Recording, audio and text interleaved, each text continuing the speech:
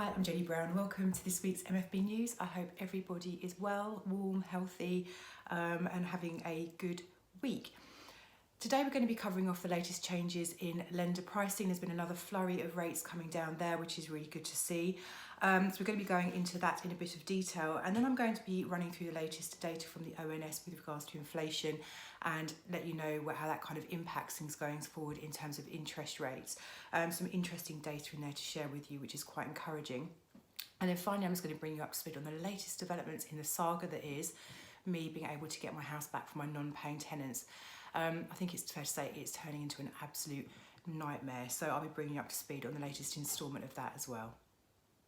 Okay, so what have those lenders been up to in the last week? So like I say, there has been another round of rate reductions.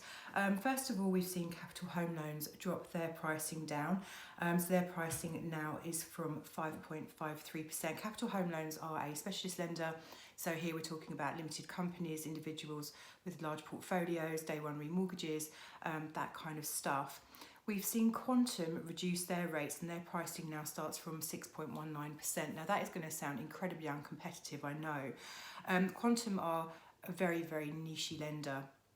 As an example, they're very good at lending to people with imperfect credit files, and also they are good at things where you have a tenant in place, which would be, for example, a corporate let, which is let to a company that rents the property or lets the property to vulnerable tenants. Most lenders don't want to lend in those situations. Quantum are very, very happy to take those kinds of properties on. So whilst the pricing may sound expensive, in terms of the sphere in which they operate, actually, it's not too bad, and it's really great they've made reductions there. We've seen Accord Mortgages drop their pricing, so their pricing is now from 4.32. Accord Vanilla Lender, individual lending only, no racy properties, no HMOs, no multi-units, maximum number of 10 properties in the background, no minimum income requirement. We've seen Landlord make further changes to their product set. This is a bit of a weekly occurrence from Landlord at the moment. So their pricing is now from 4.29%. And what I would say here is that this comes with a very, very large arrangement fee. Do watch those arrangement fees at the moment, guys. If the rate looks incredibly good, there's a reason for it. Everyone has a similar cost of funds. Those guys who are reliant on the wholesale markets are all borrowing against swaps, which we'll come on to later. So actually, if the rate is very, very low comparatively to the competition, it's going to be that the arrangement fee is going to be sizable to sort of level things out in the round. But Landlord are a great lender. They're lending to SPVs, trading companies. They'll do layered companies, day one remortgages. They don't mind how many properties you've got in the background. They do have minimum income requirements, but it's nothing too onerous. So a really solid offering there from those guys. We've also seen Platform Home Loans reduce their rates by up to 47 basis points. So their pricing is now from 4.49%. Platform, again, vanilla lender, so individuals only, not large portfolios in the background, but the pricing is very competitive from these guys, so that's fantastic. Now, one that I was very pleased to see was the Coventry have introduced 2-year fixed rates. The Coventry haven't had any 2-year fixed rates for a while, but they finally brought some in. And the reason I think that lenders have been shying away from 2-year fixes is that 2-year fixed rates are more expensive in terms of swaps than 5-year fixes. So actually, for these guys, it's been quite hard to price up the rates. So it's great to see Coventry introduce them. Their rates are now from 5.29%. Incidentally, for those people who are thinking about doing a product transfer with Coventry, they also didn't have any 2-year fixes on their product transfer offering. So for those guys who've been waiting for that, they've introduced those for product transfers as well as new lending. We've seen Kensington launch some limited edition rates. Their pricing's from 5.19, Kensington Specialist Lender. So these are the guys you go to if you are borrowing through a limited company, large number of portfolios, properties in your portfolio, that kind of stuff. And also West One have reduced their rates. So their pricing is now from 5.09. Again, another specialist lender. I think you know the drill on this by now. Leeds have dropped their rates and their pricing is now from 5.01. So Leeds is non-specialist, high street lender. Again, the same kind of story here as well. There is a really consistent theme, as you'll see, a maximum of 10 properties in the background, that kind of thing. Now, swap rates have been interesting. They've come off the board a little bit further. So 5-year swaps are now at 3.535 as of 11:30 last night. 2 years are at 3.990. So that's what I'm saying, that 2-year swaps are higher than 5-year swaps. So when lenders are trying to price 2-year fixed rates, it's actually quite difficult for them to do so because of the kind of higher pricing and larger volatility has been sitting around 2-year money. Why is that? It's because there's a lot more kind of uncertainty about the next 2 years in terms of interest rates, whereas over 5 years people are feeling a lot more confident in the city in terms of how things are going to behave. So 2-year pricing is more expensive currently. So where does this leave us? Where's the roundup? So personal rates on straightforward properties, variable pricing from 3.59. Your 2-year fixed rates are now from 4.23 and 5 years from 4.29. Limited companies and generally speaking more specialist properties, so HMOs, multi-units, variable rates are from 3.99, 2-year fixes from 4.89% and 5 years from 4.29. So things are gradually ebbing their way down, but there's no kind of epiphany moment where things just tumult downwards. It's a kind of gradual evolution on pricing, and I think that's going to be the theme going forwards. Okay, now the ONS have released their data on inflation, and some positive news here. So it showed that in December, inflation fell for the second month in a row to 10.5%, down from 10.7%. And this drop is the first consecutive monthly decline for the first time since the early days of the COVID-19 pandemic. Now, the slowdown was mainly driven by international energy prices collapsing after they surged to record highs following Russia's invasion of Ukraine, and that's a trend that's expected to continue throughout this year. Gas prices are now lower than they were before Russia invaded Ukraine. Now, core inflation, which is largely regarded as a more accurate measure of underlying price pressures, is held steady at 6.3%. And analysts are saying that this core inflation is on track to slide quickly in 2023.